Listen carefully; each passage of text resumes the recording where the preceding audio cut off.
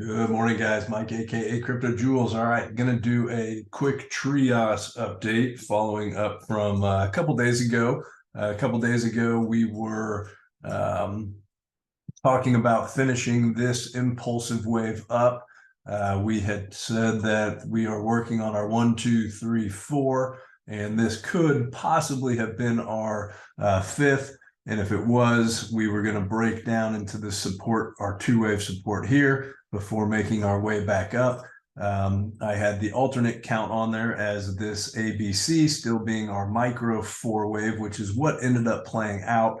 There's still yet no complete indication that our five-wave top is in, but I believe no matter what, even if we squiggle higher, that we do have a complete one wave in and are possibly for the TRIAS bulls and macro bulls looking really good to possibly follow through with this 1-2-1-2 setup that I had talked about in my macro video that I did. And that currently would be shaping out and unfolding as such as a 1, 2, 3, 4, and then 5, and then we would need a three-wave correction down and hold somewhere around this zone here, around 320, really anywhere from 290 to 341 or so would ultimately be where I would anticipate that two-wave to correct down to, and then break up for a three-wave, and then a 4, and then a 5. And that right now is currently targeting about 1128, which happens to coincide pretty darn well with our larger degree orange 3 here, which would be our three-wave.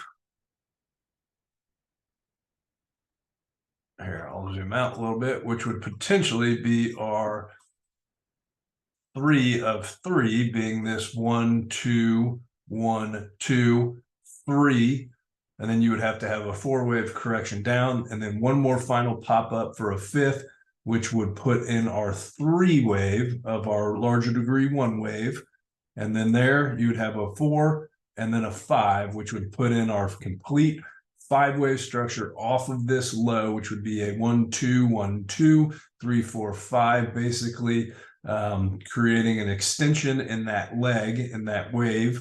It would be an extension in wave 3, but ultimately that could possibly end up leading towards our higher degree macro bullish target of over, $500 or so, which would eventually look like this: a 1, 2, really 1, 2, 3, 4, 5.